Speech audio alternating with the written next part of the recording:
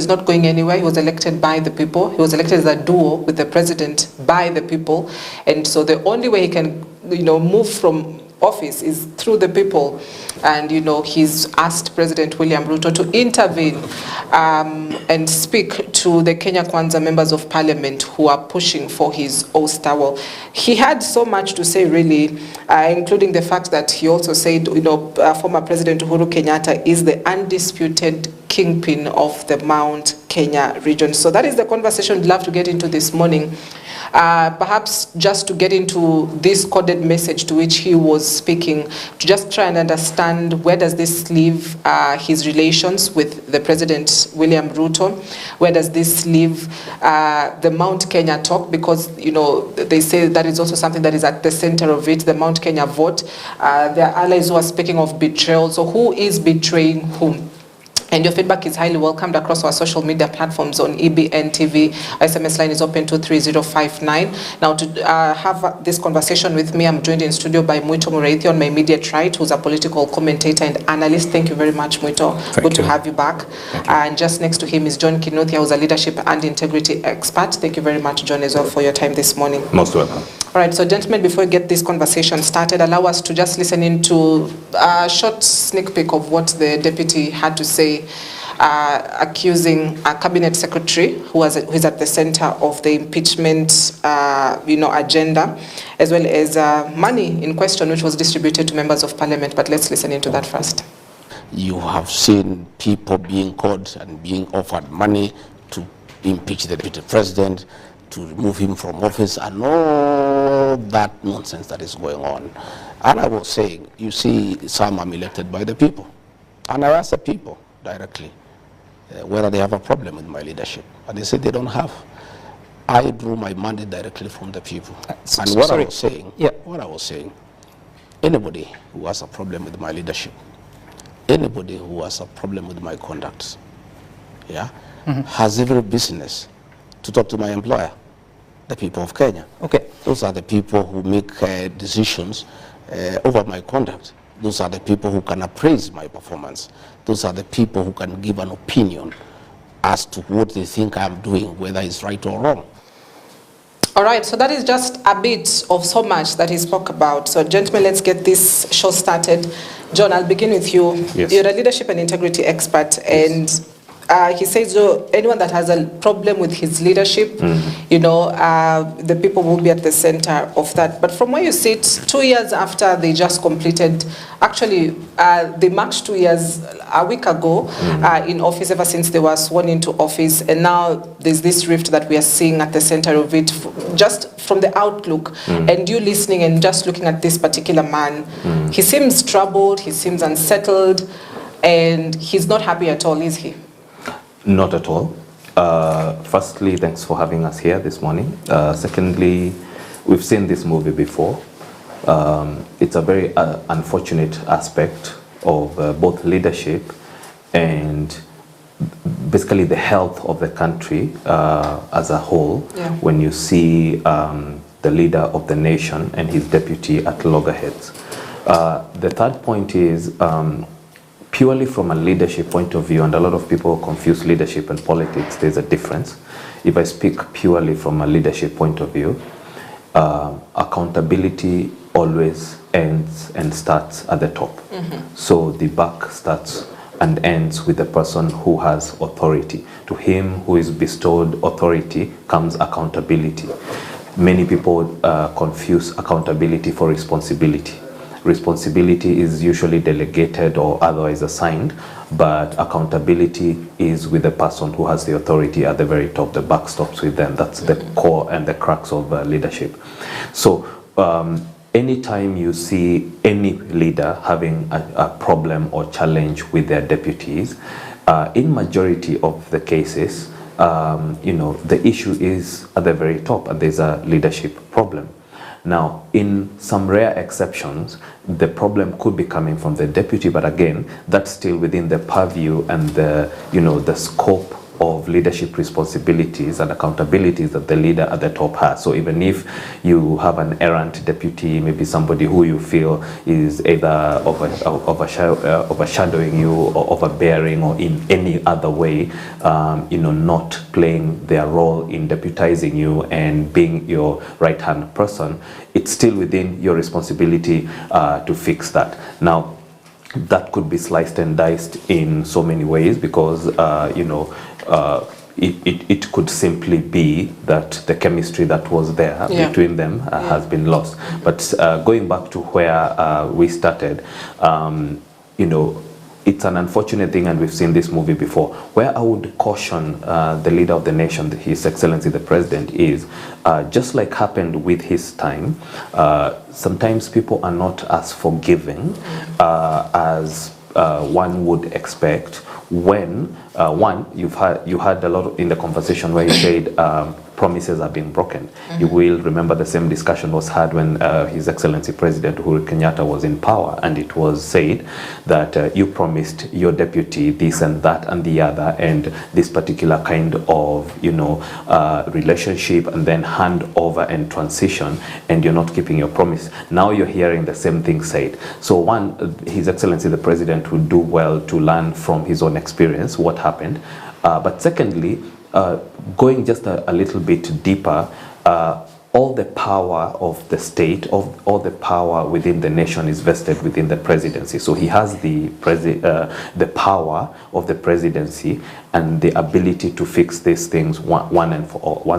Yes. For example, when you hear that His Excellency the Deputy President and his Chief of Staff and his private secretary were removed from a WhatsApp group that usually the president's calendar starts every Tuesday, and there's usually a weekly cycle. When you hear that they were removed from such, he did use the word petty, and beyond that, there's a challenge when now his work cannot be done, and people need to be careful how you because if you come across as undermining your own deputy, then people can be quite unforgiving. Now, the last point is now to His Excellency the Deputy President. I can see him utilizing a lot of wisdom even as he was speaking. He removed or devolved most of the responsibility for the current wars away from the president. He always gave him the benefit of a doubt. He said he's not aware. He said, I'm not sure it's him doing this, but everybody can read in between the lines. The president's private secretary would not remove his deputy from a WhatsApp group without the express permission of the president, and if that would happen, he would be messing around with his job. The toughest challenge from a leadership point of view is when you have people, let's call them underlings or minions or whatever you want to call them, pawns that are speaking. The deputy president is the boss of all of them except the president himself. When you find people undermining him and saying all kinds of words, Kenya, we've come a long way. There's a time you could just not say anything you wanted about the president and his deputy or the vice president at the time. But people need to be careful because we are setting a very dangerous example when we go around talking a lot of insults and nonsense and undermining each other and just what looks petty and childish, and from a leadership point of view, totally unhelpful. It's very counterproductive, and most important, it portrays a leadership that is divided, a house divided cannot stand. So at the end of the day, the lack of unity, there's something in leadership called unity of command. So the president, like I said, has all the accountability and all the responsibility. In this case, it is within him. Even if he feels, I'm just going to take the high road and not, come to a certain level, and he fixes this simply to make things right. So at the end of the day, he's accountable for what happens. And at the end of the day, the deputy president needs to weigh carefully, and all the people below them, certainly temperatures need to cool down, because when now it's exposed to the limelight like that, and it goes to an extent of, appearing as if people are undermining the deputy president by making sure he doesn't know what the president's program is, and so that he appears to either show up late or miss meetings, then that has gone too far and it needs to be fixed. It needs to be nipped in the bud as soon as possible. All right, and we'll come to the temperaments, because what followed were reactions from even members of parliament who are speaking publicly about it. But Mwito, we have been alluding to perhaps there could be a rift, questions on, what is happening between these two. Was this revelation a confirmation that not everything is well between the head of state and his deputy? Was it a confirmation that, you know, they could be going different sides politically, you know, with different ideologies as well? Well, thank you for the opportunity. May I say that the rift between the president and the deputy president is only that the deputy president has chosen to be subtle for the longest time. And it did not start yesterday. It started a while ago, sometimes early this year towards, or late last year, but early this year, some hints of what would really injure the relationship became ostensible. Yeah.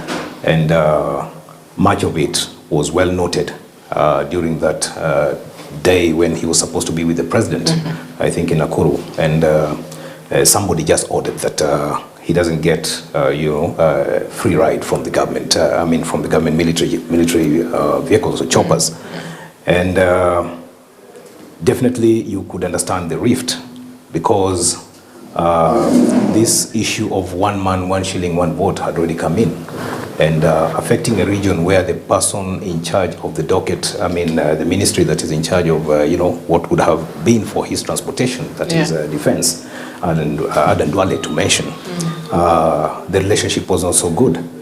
And definitely his reaction would not really override the interest or the powers or the desires of the commander-in-chief. So it was wrong when the commander-in-chief was silent over this whole issue, and never got back to it to redress and correct it publicly, because it happened publicly. That's quite demeaning. And so the deputy president has actually withstood all that. Lots of humiliation. You've seen what had happened prior to now the elevation of Kindiki Kithure, the entry of the ANC leader, and swallowing the ANC party and joining UDA. The office of the chief secretary meant that there are some responsibilities taken away from the deputy president. And if you can remember, what was so even humiliating is when the president chose to sack every other CS and leave 1 CS for foreign affairs. Yeah. Because if I refer to him as the chief secretary, which is unconstitutional, I would be going wrong. Now, if I choose to speak constitutionally, the person was constitutionally allowed to be mandated, to be granted that mandate to run to help the president run the ministries, was actually the deputy president. Yes. But what did the president go for? He gave the CS, the unconstitutional office, to run constitutional offices. When you look at that, see the hiring of economic experts from ODM. Yeah. Oh my goodness. Economic experts from ODM. These are the people coming to help Kenya Kwanza to revamp the economy, and the bottom-up economy, which they did believe in, and now they're doing it. It's a slap in the face, because that really is not something the president could have sat down with the people who he is trying to ignore, that actually put him in that position. And now I'm saying this, I say it without fear of contradiction, because when you have close to 4 million votes and you're able to gather the rest of the country 3.1 million, it means unless you choose to despise that reality, then which is what the president has done, and I don't want to beat about the bush, and with what the deputy president would be candid to say that, because that's what he feels he should do, because he's in office. We who supported them on ground, and I must say, being a former journalist, I must say there's something that journalists we say we are neutral. We are never neutral. If you exercise your right to vote, then you definitely must incline your favor to one person on one side, based on reasons. Now, just a minute, I'm being informed we've got a problem with your signal, so allow us to take a quick breather. But when we come back, you'll pick it up from that particular point, as well as the game of numbers clearly is in play here, putting in mind that Mount Kenya voted overwhelmingly for the president and his deputy. So we take a break. We'll be back shortly. Stay with us. But I think this is something that happens, and like I've always said here, that political science teaches them that when you have an influential chief campaigner, the best thing is to ensure that you downsize the person, or you get him out of your systems. I can liken this with what I experienced in 2012. I was a chief campaigner in a very hot area. That is a constituency where the third president hailed from, and around that time, the politics were very hot, and we did what we could do for our candidates, and we got the victory. Of course, it was taken away from us through the Supreme Court, out of something I may not get into right now. But I will say, the humiliation I was trying to discuss is that once you have been given that kind of popularity, once if you occupy the seat maybe, or if you gain a popularity that can catapult you to the position you intended to be in, what happens is that most of the people choose to deal a blow against a chief campaigner, so you can have a new one and see how best it can work. And the best and easiest thing to do is to get this person off your systems of communication, and that's currently now the WhatsApp group.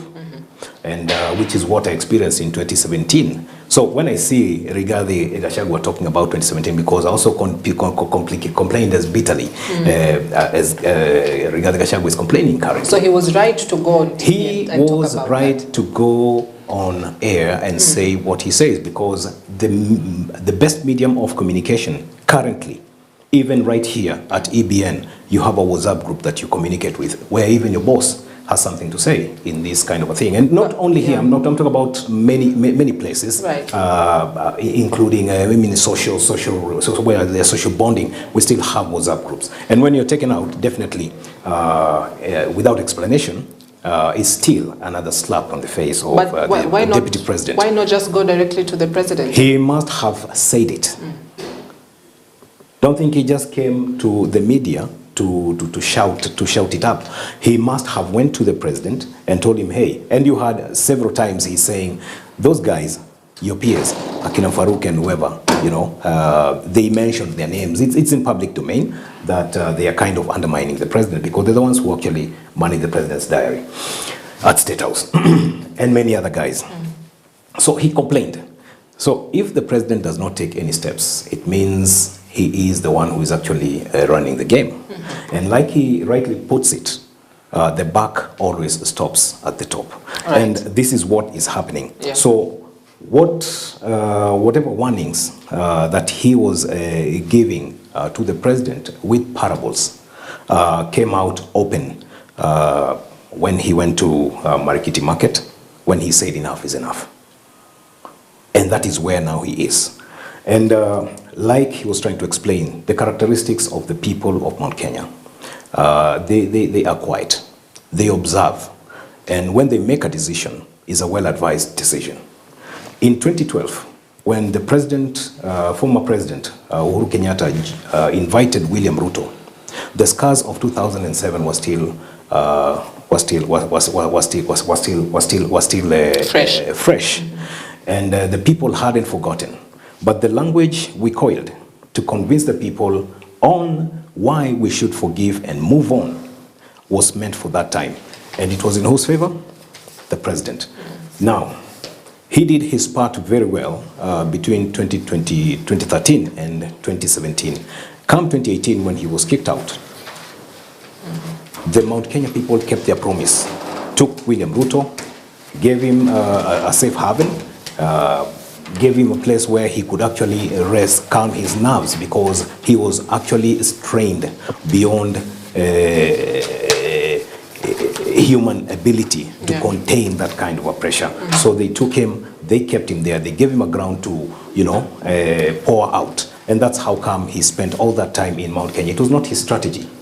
It was the Mount Kenya people who chose to embrace him.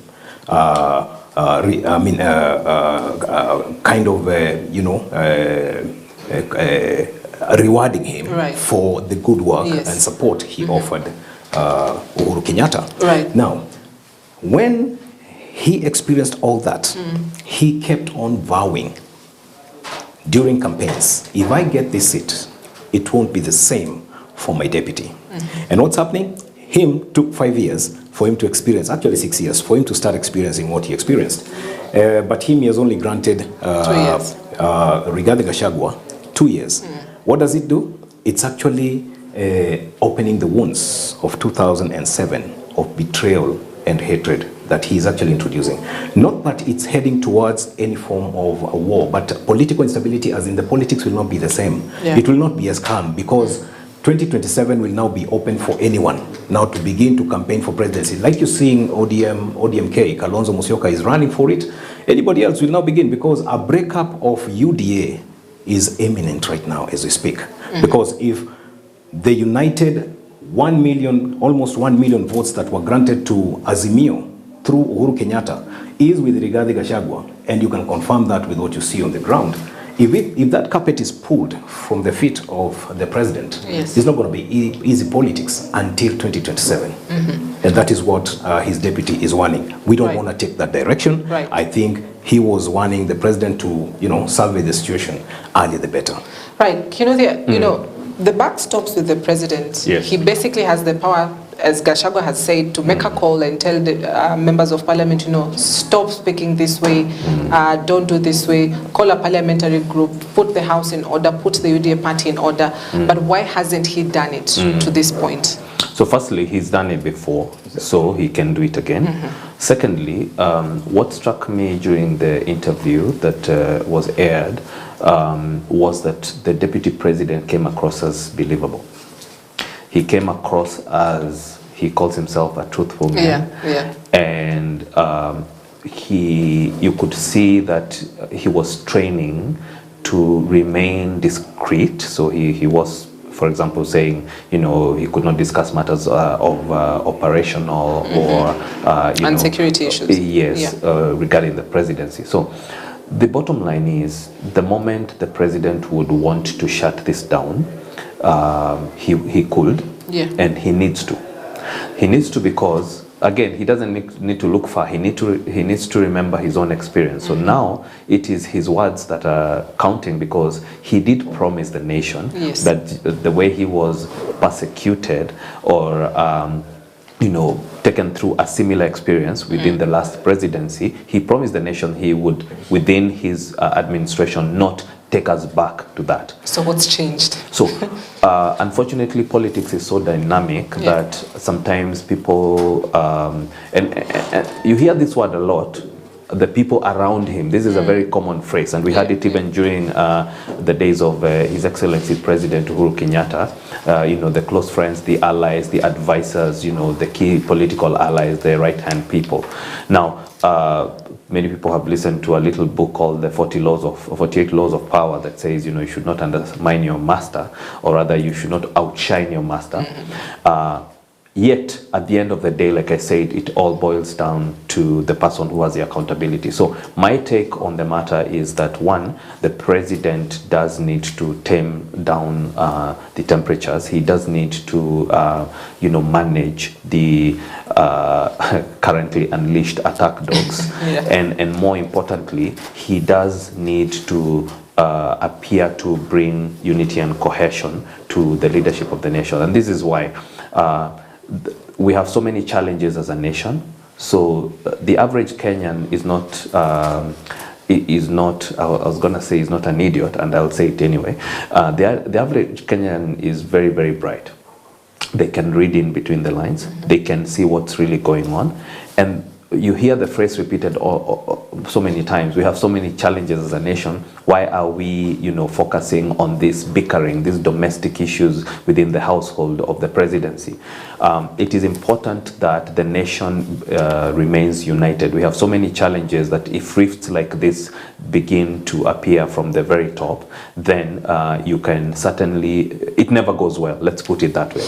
The most important reason why His Excellency the President needs to deal with this issue is because every time they say any kind of publicity even negative publicity in the long run benefits the person who's a target of that publicity. So if you go around, and it happened to him, again, he can borrow from his own experience. If you go around, having this discussion so much, come election time next time, and it's not just about election, it's about the people who hired the presidency, and they came as a package, they came as a unit. The people who hired the president and his deputy, who was a running mate at the time, will remember these things. And usually Kenyans are very compassionate. Kenyans are very empathetic. Kenyans, you heard it said last time, it was His Excellency the President who was a deputy president, and these things were happening to them. And many people were surprised when a beloved president like His Excellency Uhuru Kenyatta experienced a lot of wrath even within his own home turf because of that. So for that reason and many more reasons,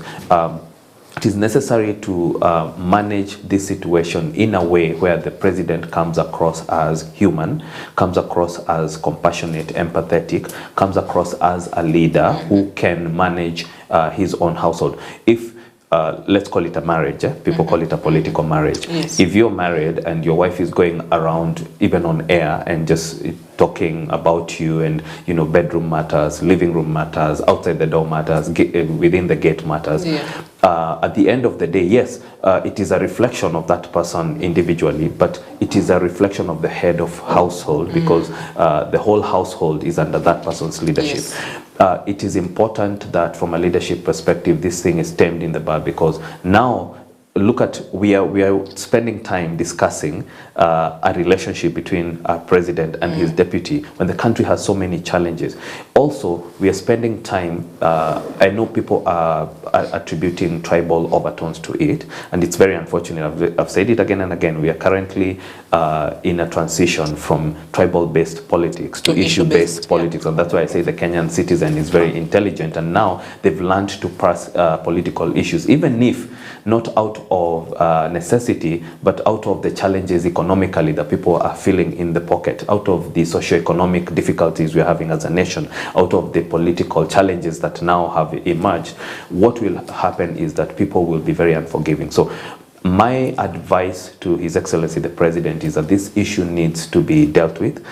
It's not a matter of who's right or who's left, who's right or who is wrong, who is up or who is down, who looks good or who looks bad. Just like I said, in a relationship, like it's a union, it's like a marriage. You're supposed to be one. You're not supposed to be two people. People didn't vote independentally for the deputy president. Now, they might think it may be politically expedient to embarrass him. They might think it may be politically expedient to even impeach him. But remember, chicken come to roost very quickly. They come home to roost very quickly, and you may be in a situation where, like somebody said, it's like Haman in the Bible. You're setting up yourself by setting up the other guy, and ultimately when the guillotine comes down, it comes down on you. So I would advise the leadership to be very careful with this. It's a sensitive issue. Now zoom out and see globally, when other nations are looking at Kenya, and the main news coming out of Kenya is that the president and his deputy are fighting. When investors are looking at the country, it does create an impression that there is some level of political instability. It does create an impression that there's a leadership vacuum, and our enemies are watching. So now they'll start, dividing and conquering, and they'll want to step in and take advantage and now drive those rifts. We also should learn from our neighbors. We've seen it where when the president and the deputy president go this way, then all these factions develop around them, not just locally, but also internationally and within the neighbors. People go to civil war, people go to very difficult times, and the president needs to look at this holistically and weigh, is it really worth it? Now, people may think that such a battle is worth it, but remember, it is reflecting personally on him and on his leadership. Now, on the side of the deputy president, listening to him, I could feel a lot of frustration. For example, he went to long lengths to say it is almost like a setup. It's being made to look like I am not showing up for presidential events. Yeah. It is being made to look I'm showing up late, but there is some, he called them mischief behind the scenes, where it is actually strategic and calculated so that he's being told go right when he should be going left, and then it creates that impression. Yeah. It never ends well when that kind of impression is being created. And he even said he went to great lengths to talk about the kind of civil servant he is, about his loyalty, about his dedication to duty, about his hard work, about him always aligning with the president, and like I said, he looked believable. So at this moment, sorry to say, from a leadership perspective, it does look as if the presidency is not being as sensitive to this issue as they should be, irrespective of who is right and who is wrong. This is a nation. The most important thing, I always remind Kenyan citizens that they are the board of directors that appoint the executive, because every CEO is appointed by the board. And the presidency needs to remember that we are the employers as Kenyan citizens. We did not employ the head of state to go bickering with his deputy and undermining their leadership together, and also, most importantly, creating a wrong impression about the leadership of the nation. We elected people to work and solve the myriad challenges that face us as a nation. Right. It is imperative upon the presidency to remember that Kenyans will hold them to account. And people think it's just a matter of political gamesmanship and playing chess and cards and checkers and playing games with this. It's not a game. A lot of people's lives depend on the presidency and the leadership of the nation working well. Now, to the elected leaders who are the MPs, the senators, the governors, and the MCAs, and all the people at local, at county, and at national level, it is incumbent upon the leaders to step back and let this thing be resolved the way it's supposed to be resolved. When you hear, we used to have, during the days of President Moi, people who are called different names, but what it alluded to is that there was a little bird on his shoulder that always used to echo anything he would say. Sadly, I remember a politician called Joseph Kamotho was usually, the one who stepped in that role. It is imperative that leaders do not get back to the days where you can speak up to somebody who's your boss, the deputy president, and just undermine him, talk insults and talk things. What kind of picture are we showing the next generation? What impression are we showing our children when leaders are undermining each other in public, talking nonsense, calling each other names, and saying things that, you remember, this person has a family, they have a community that they come from, they have a home area they represent, they have a following within the nation. We are injuring each other when leaders start focusing on stuff like this. So from a leadership point of view, it is incumbent upon all the leaders to step back, cool political tension, stop talking out of turn, stop talking to your boss just because it appears to you that the president and his deputy are fighting. Stop saying anything that comes to mind and looking, for lack of a better word, just looking juvenile. So at the end of the day, it is incumbent upon every leader to remember that in politics there are no permanent enemies. So you now notice the deputy president spoke about His Excellency Uhuru Kenyatta, who before they were antagonistic towards each other, and a lot of things were said, but now he is apologizing, he is stating a position and saying we were wrong and we are sorry, and he's a kingpin, whatever that means. I don't know what this kingpin nonsense means anymore. Spokesperson of their kingpin. I think I can explain. My brother can explain it better. But in leadership, there's nothing like kingpin, because there's unity of command. Like I say, there should only be one person leading the nation, and every time we divide ourselves according to tribe, religion, where you come from, factions and all that, it is not helping Kenya, because you are asking Kenyans to suspend their thinking about the capabilities of the individual leaders and their competency for being in office, and to just default back to those default settings, to and all that. So we need to be a bit more careful about how we are handling this, because at the end of the day, Kenya is no better for it when the leaders are fighting. And most importantly, it doesn't augur well with leadership when the leadership at the top is at loggerheads. So even for us as citizens, we need to hold the leadership accountable and say, this is intolerable, it is not acceptable, and most importantly, we have zero tolerance for this kind, because every time we divide and conquer ourselves, the nation loses. Right. Muto, impeachment claims. He's also at the center of this particular rift between the head of state's allies and allies to the deputy president. Now, grounds of impeachment include abuse of office, corruption, but we've not seen any report, or at least any evidence, that shows there's abuse of office or there's corruption, or the deputy president, as when he got into that office, has been engaged in questionable conduct. For me, looks sane. He's not insane. And so how much does this now cause political instability in the country? Because what we've seen over the weekend is reactions that continue to come in. For instance, Member of Parliament for Kimilili constituency, Didmas Barasa, says by December, by Christmas actually, he should go home. We had also Kapseret Member of Parliament, Oscar Sudi, who says in 2 weeks' time. And so how much does this cause political instability, putting in mind that we're not seeing constitutionally reasons as to why to impeach a deputy president? It's not being reflected in why they want him impeached. Okay, thank you. Before I even address the issue of impeachment and instability, that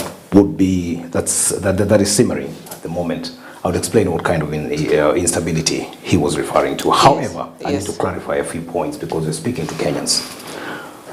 Right now, as we're watching the American politics, it's about state A has got majority blacks, state B has got majority Hispanics, state C has got majority, Caucasians and such politics. So theirs is about race. In 2010, I cornered the former ambassador, Ranbaga, at KICC when they were launching Win-Win with the West. And our media was asking all manner of questions like, what will you do to our president? He's not cooperating with the deputy president. I refused to go that direction. And I cornered the deputy president to get my own sound bites from the ambassador himself, since the American elections were the discussion of the moment globally. It was about the election of, it was a competition between contention between Barack Obama and Senator McCain. CNN had already announced that 99.9% of blacks have actually decided to vote for Barack Obama, while 95.6%, and I'm very specific with those figures, will vote for Senator McCain, and majority of whom was said to be Republicans. That's CNN then. So the following morning, I found the ambassador at the KCC and asked him, hey, what I see is voting on racial patterns. What you have been campaigning against in Kenya, which was wrong in terms of diplomatic relations, because I condemned it even then, going around talking about the negative ethnicity. When you talk about negative ethnicity, it means there's positive ethnicity.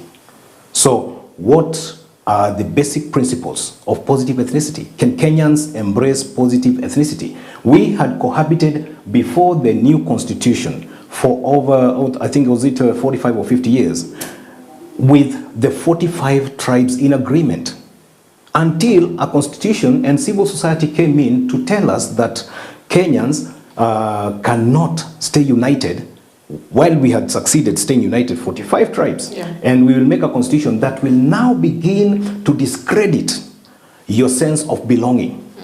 We have where we came from. You came from Kisii, the other one came from Western, the other one came from the other side, another one came from Mount Kenya. We all have a sense of belonging. Even if you trace your genealogy, it will take you back to where you were born.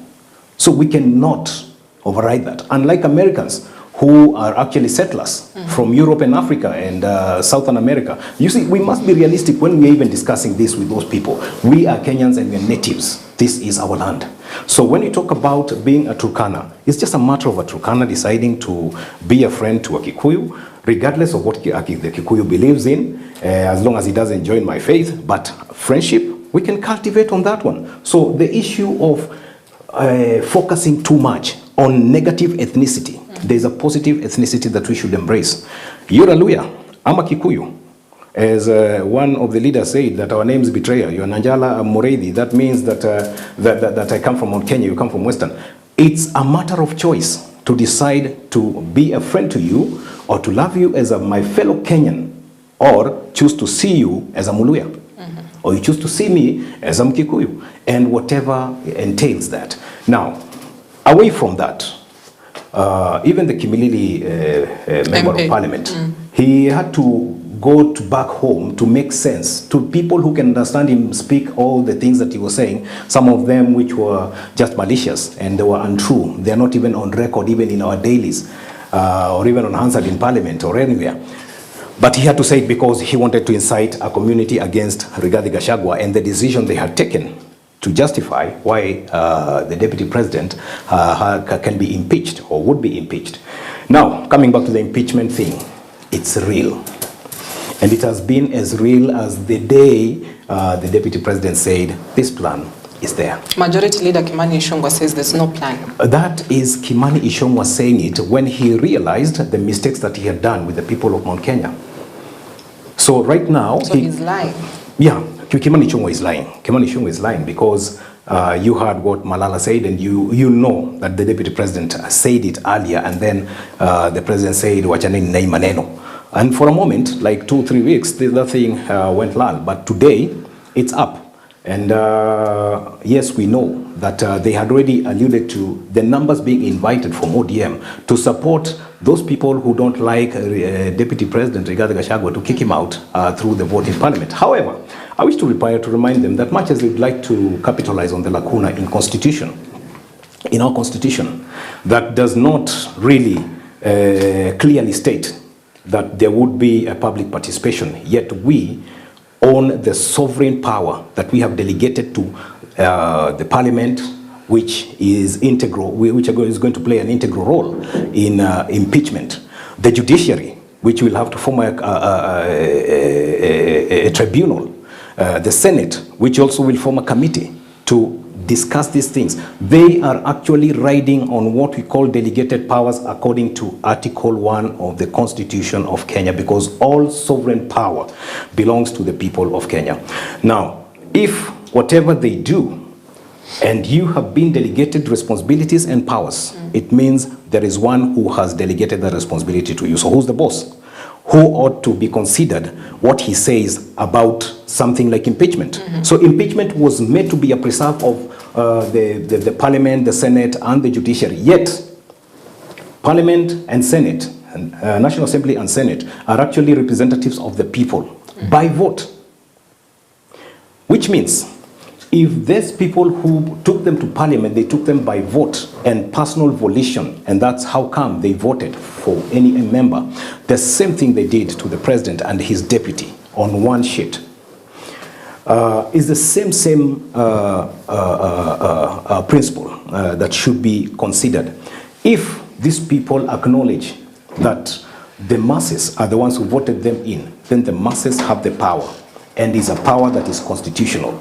Now, their delegated powers cannot go into impeaching somebody who we, ordinary Kenyans, have chosen by vote. Are they overstepping? And we had, yes, they're overstepping the mandate, and they're trying to actually capitalize on that lacuna. And I know the legal people who are smart and sharp enough can take up with this. The Omutatas who would like to have things clear, they can take up with this and have that thing addressed by the Supreme Court, because it's only the Supreme Court that can give that kind of a decision. And what I'm trying to say is that much as they think that we don't see, because they think Kenyans are daft, and that they played us into their box, and so now we are there and locked. I think they're forgetting that we are the same people who made this constitution. We participated. And Kenyans now are very well informed. When they talk about impeachment, they will have to state clearly to the public, through whatever medium, that Rigathi Gachagua is incapacitated, either physically or mentally. They have to explain that. They have to explain that Rigathi Gachagua is not able to carry out his duties accordingly. So, whatever goes with the Constitution in Article, I think it's Article 150, I think. 150? Yeah, 150. They'll have to spell it out clearly. Okay? And the duties and the responsibilities and the functions of the office of the Deputy President are actually stated very well in Article 147. But remember, at Article 150, I think it is clause 3 or 4. I may not make reference. It's there. We are being referred to Article 144 and 145 that deals with presidential impeachment. And it is not specific that they're going to pick a specific clause, because that is not what has been prescribed at Article 150. It means the whole thing of Article 145, whatever justice is meant for the to be expended on the case regarding the president, is the same steps that are going to be taken concerning the case that actually affecting his deputy, the deputy presidency. Not the deputy president, the deputy presidency. Because the deputy president is holding an office. So anyone else who comes in will actually be judged by the same laws. So if Article 144 and 145 about the president is meant to modify the impeachment laws stated in Article 150, then they'll have to do it fully, implement it fully. And it's not going to be an easy task. Right. So it's not going to be a National Assembly thing. Yes. They will have to do what has to be done on the president impeachment process. The Chief Justice, that's the judiciary, must be involved and have their time. The Senate must be involved and have their special time. The National Assembly will be involved and have their special time. While we Kenyans are fighting to seal the lacuna, where it's allowing only them to perform the impeachment thing, because they are forgetting Article 1, where it speaks of all sovereign power belongs to the people of Kenya. Right. Now, Kinuthia, you know, when you look at some of the members of parliament and what they're saying publicly, the two examples that I've given, Oscar Sudi, who says in 2 weeks' time, the DP should be home. Kimilili MP Didmas Baraza, who says by December, by Christmas, the deputy president will be home. But they're not really providing reasons as to why they want him gone. Constitutionally, what is allowed, and that is a gross violation of the Constitution, gross misconduct, or committing a crime under the national international law. And so members of parliament, who may be in support of the president, because officially two sides have emerged. You've got a side that is supporting the DP, you've got a side that is supporting the president. And so, will they be overstepping their mandate for them to push through with this impeachment motion, but not providing clear reasons as to why, to which the people can look at and say, you know what, you're actually right, he's gone against the Constitution. But is this all just politics?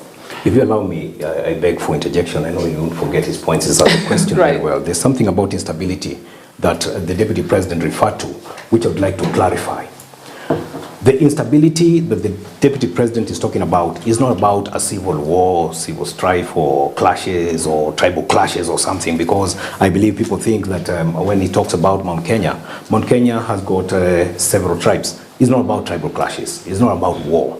He's talking about politics of this country will not be the same again. Because if they succeed in impeachment, it means the people who voted for William Ruto because they saw their man there, and that's Mount Kenya. When they saw their man there, they gave Ruto, the president, their vote.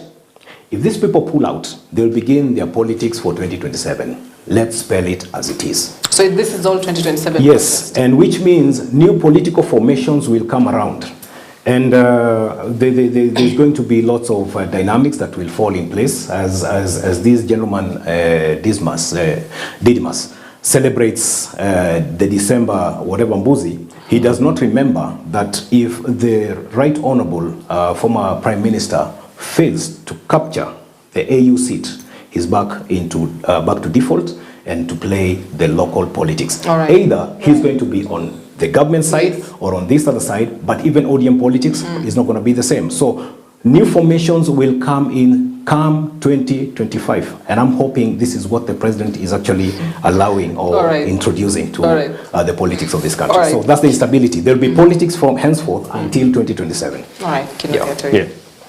So the first thing I'd like to remind people is that even when we talk about tribes, we are Kenyans first before we are our individual. Like for example, my brother and I are Kikuyu, but doesn't mean that we are common denominators of somebody's political formation. I have the sovereign right to think independently as a human being. I have a mind, I have a soul, I have a spirit, I have principles, I have values, I have character, I have so much about me that has nothing to do with where I come from, but who I am, where I am, and where I'm going forward.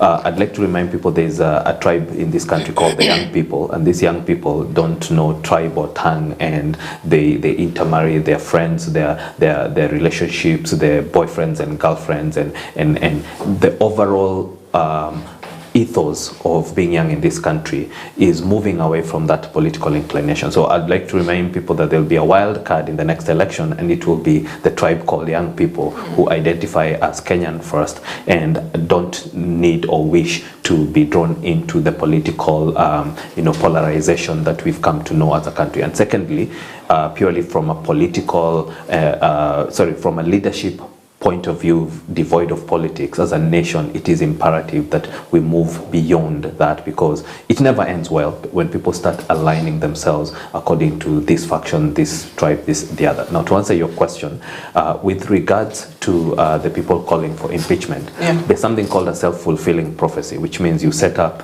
yourself or another by starting to talk about something, and then it gets its own traction, and then you use that traction as the reason that you're saying this needs to be done. People need to be careful about self-fulfilling prophecies, because they might start that road, and then later the Kenyans may just reject that whole premise and say, we don't agree with you, there's no evidence, and we don't think this is valid. And what that will do is embarrass a lot of people. It will undermine the presidency and all these leaders who are shouting for impeachment. And most important, it will strengthen and embolden the deputy president, which will end up happening, like I said, just like last time. It will be just the whole movie repeating itself all over again. Now, it's important to remember that when people talk about impeachment, it means driving Kenyans through a harrowing experience of people fighting over the top two leadership posts. And there's something called collateral damage. There'll always be collateral damage. There's always be people, processes, governance issues, leadership, the nation itself, the economy, socio-political, socio-economic. There's so much that people don't see. Sadly, your typical politician today is very short-sighted.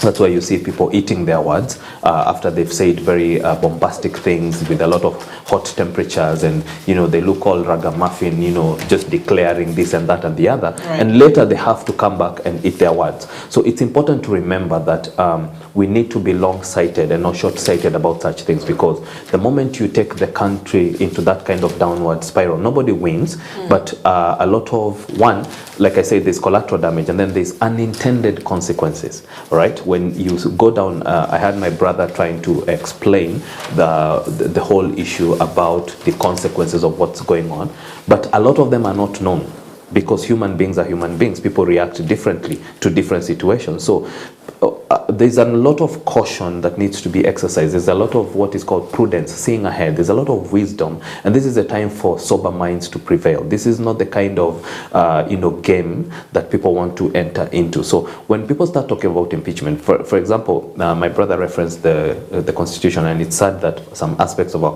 Constitution seem to have been copy-pasted from other democracies. I lived in the US for 12 and a half years, and I know that we copy-pasted things that don't even make sense, and we don't even know what we're talking about. In the US, the governor is the head of the state, and the sheriff is the head of the county, and the senators, and we're all over the place. But the impeachment process is the last resort when everything else has failed, and it is designed when leadership has gone too far, and it gets to a point where the citizen says, no, we have to recall this person. It is not an easy process. And again, we've had a lot being said about people being bought, and it's an unfortunate culture in this country where when citizens come to exercise their democratic and sovereign right to elect leaders and become the board of directors for Kenya, people are always bought, and even before we point a finger at the leaders, we need to point the finger at the citizens who are exercising that mandate. Now we hear now MPs, senators,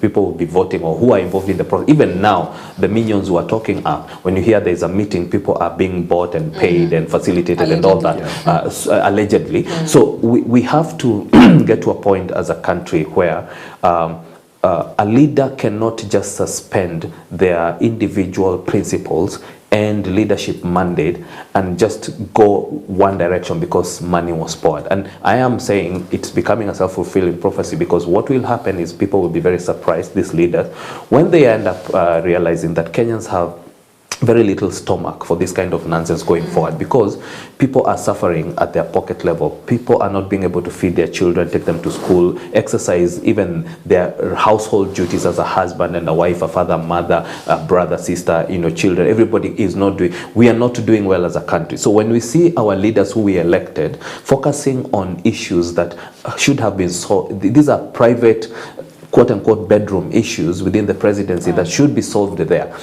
I caution again, Junior, and it doesn't matter what position somebody holds, this country has one leader, His Excellency the President, and he's deputized by the Deputy President. We need to go back to a place where we stop trivializing leadership to a point that people can just wake up and say whatever they want and whatever. And we as Kenyans, we need to develop that zero tolerance. It doesn't matter what the issue is. Let's even say there was a major issue or evidence that the Deputy President has done something. There is a right way to go about it, and the way it is being done is not right. You hear people being called snakes and vipers and this and that, dogs and the other. And when leaders start behaving like that and forgetting that the people who elected them are watching, they're sitting in families having dinner and watching TV and hearing the people they've elected talking like juveniles who don't know any better than just have, I'm sorry to say, verbal cholera, just anything that comes to your mouth. How are we going to teach the next generation? How are we going to teach the children who are in primary school, secondary school, university, that there's something called decorum, there's something called manners, there's something called mutual respect, that there's something called, respect for leadership? How are we going to teach them when every day we switch on the TV, we hear people just saying whatever comes to mind? Like I said, there's a lot of political short-sightedness, and there's a lot of unfortunate lack of prudence where people don't see ahead and see these are the collateral damage costs that will come to this country. This is the unintended consequences that may happen. People are playing with fire when you drive a nation to a point where the president and his deputy are fighting. We have enough neighbors to get examples from, names come to mind, Rick Machar, Garang and all that, presidents and their vice president who went different ways, and then all the vultures and snakes and all the enemies of the country who had been waiting to destabilize it came in. And people need to remember that Kenya is greater than any one individual. It doesn't matter if you are the very top as His Excellency the President or his deputy or all these leaders. The Kenyan citizen requires Kenya to remain united, and we require better and more accountable, competent, responsible leadership. And right now we are not seeing it. Right. So, gentlemen, we've got a few minutes to wrap it up, and I'd love to you to answer on this as well, Muito, as you'll add on what you wanted to speak on. The backstops with the president. So, essentially, what options does he have right now? Because, he still has got his eyesight on 2027. He'd love to get re-elected. And so he's also brought in a new, I'd say, a new shape to his cabinet, with his relations with the ODM party as well. So what options does he have at this particular moment and in this dilemma that he's in? So please answer that in 2 minutes. Okay. Well, the president has got numerous options to cool the political temperatures at the moment. He has the power to give those executive orders that henceforth I don't want A, I don't want B or C to continue. He has the power to call the warring factions, not necessarily in a public debate, but in a public forum or meeting for that matter, but invite them to a sitting where he can be able to address this matter between the factions that are differing in opinion. And if he does that, soonest possible, before the breakaway, and much as he says that, walking on tribal lines is an issue, if it becomes an issue after elections, and it's never an issue before elections and when campaigning, because if he seeks for election or an elective position, even right here in Nairobi, if he's never done that, he'll know, since I've been there. You are able to spot that if I go to estate so-and-so, this is the population, and this is the matrix of elections here. You definitely have to differentiate the various communities and the inclination, right, and then know how to convince them. Now, getting back to the president, the president is in the 2027 game. And that is why last time he said that I read some malice and hypocrisy in all that is happening. While the deputy president is being insulted by his juniors before the president in the same event, it means there is a lack of that mutual respect and understanding between the two. And being humans and having come from communities that have got principles that define a man, definitely one would now get to a point of reacting like any man or any human, because he's experiencing some pain. Now, the president can call this thing to an end if he wishes to do so. Today even. Today and now, if he wishes to do so. Right. But the fact that he's not willing, because this character that he's dealing with is outspoken. Even if his outspokenness never bothered you before elections, then it shouldn't bother you hereafter. Just know how you're going to use his outspokenness and truthfulness to your advantage. That's what the president is supposed to sit down and be well advised on. Otherwise, the people who voted for him, they voted for him because he came to Mount Kenya and pleaded, please, people of Mount Kenya. And he did it actually in Kikuyu language and in Meru language and in Embu language. He used to speak all these languages during campaigns. And these people are not fools. You spoke to them, they knew you wanted their vote and support. And they, out of personal prerogative, personal volition, these people decided to vote for you and said, if you're having our child with you, whom we love so much, then we will vote for you. And that's how come he got the vote of Mount Kenya. Now, if he chooses to do it otherwise, political temperatures, I'm talking about whatever he is trying to allude to as insults. To me, if this young generation has had an experience in learning what similes are, when I liken my child to a lion, somebody lauds me. But when I liken my child to a dog, they don't ask me what a dog is all about. A dog goes back to eat its vomit, and many other things and other queer behaviors. And it also has some good side of it as the friendliest animal to human and many other things, So if I'm to look at it from whatever angles, let the similes be applied and let our young generations be taken through this cultural understanding. Because when you call me an eagle, you've not insulted me. When you call me a hare, you may have insulted me, but you may have praised me for, certain reasons. Because being tricky is not a good thing. It means I cannot trust you. All right, we've got a minute to wrap it up. Yeah. So this is what I would like to ask the people of Kenya. Yes. There is nothing like being tribal. If being tribal is wrong, then it's wrong belonging to your father who believes that your grandfather is a friend and the community that he comes from is supposed to be your friend. So what I'm trying to say is, can we open up for our history? That is the young generation, and for the president, please calm these temperatures down. And for the deputy, the people who voted for him are not in a hurry to leave the government, but it is actually dependent on what the president move is gonna be. All right. Yeah. Kinuthia, what options does the president have? What we're calling for is, he can be able to put an end to this, but it sounds so easy and so simple, but seems to be the hardest choice. Sure. Putting in mind the matrix, the political matrix that Moto is talking about. Yes. Firstly, when we talk about being the tribal card, what we are saying, I'm very proudly Kikuyu, and I will always be, and that's where I come from. It doesn't determine how I elect my leader. So what I'm talking about is a priority, the mission critical priority when you're electing a leader. Number one should not be tribe. Tribe should come at some point, and it's like my brother said, it may be a valid consideration here and there, but this is what has gotten us to where we are. Kenya would be a second or maybe first world country if we started paying serious attention to how we elect our leaders. We have a problem and we need to fix it. And we may dance around it, but the results are clearly visible. To answer your question, I'm a strategist.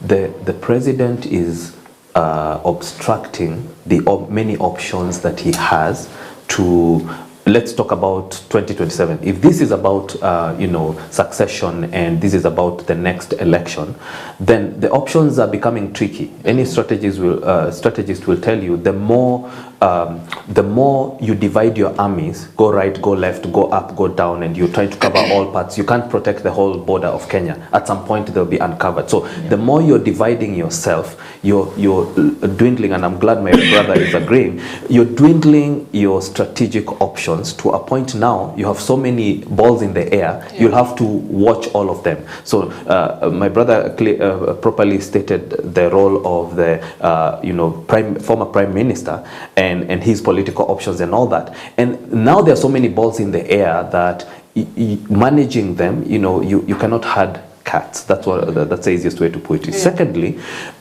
there's an issue of when you allow things to go so far. There's what is called a Pyrrhic victory. Pyrrhic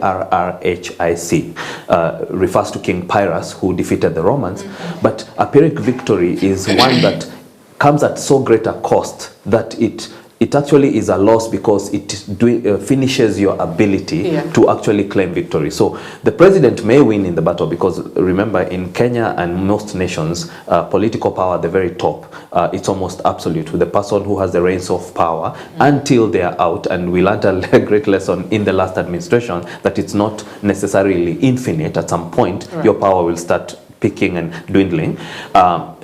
Even though he may win this battle and have the numbers to marshal, it may be a Pyrrhic victory. It comes at such a great cost that it was not worth it. So I would say that the president's option right now, his best option is to calm the waters, look like the adult in the room, take the higher road, call people together, as my brother said, in private. This battle should not be fought in the media, and then resolve it. Now, it is a strategic non-management quality of this president that sometimes he allows problems to persist, and then he comes in as the savior, and everybody celebrates him. But I wouldn't play that game with this particular issue because at the end of the day, the stakes are so high. Kenyans are watching. Now it is looking as if the leadership does not have the priorities of Kenyans at heart. They're not remembering the economic and other struggles Kenyans are having. And the battle that just was with the finance bill that almost cost the soul of this country. And we are now back to those fights. So I would say the best option for the president now strategically is to zoom out, be the adult in the room, settle this. And the deputy president gave him everything he needed to do that. He did back off. He did humble himself. He did, for lack of a better word, submit and say, the president will sort this out. I believe in him. I believe it's not his wish that this goes this far, and I will talk to him. He left all the doors open. If I were him, I would take that door, and if it's not very clear to him, he should be remembered. He should remind himself of his own experience and what happened. Yes. All right. Thank you very much, gentlemen. I'd love to wrap this conversation up. Thank you so much to Muito Mureithi on my immediate right, who's a political commentator, as well as John Kinuthia, who's a leadership and integrity expert. Asanteni sana for coming in to studio this morning.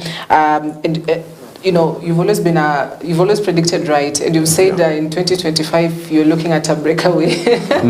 just sort of calling myself a political prophet, but I'm not. The political prophet. So let's see whether you'll get it right this time around. So thank you so much, and ladies and gentlemen, that is where we wrap this conversation up this morning. In case you've missed this, you can rewatch it across our social media platforms. Keep the conversation going. We'd love to get to hear from you. We'd love to see what you have to say about this situation we are at right now as a country, and also be keeping tabs to see how this story develops across the week, across this day. Thank you so much. Have yourself a wonderful morning. My name is Cynthia Nanjala.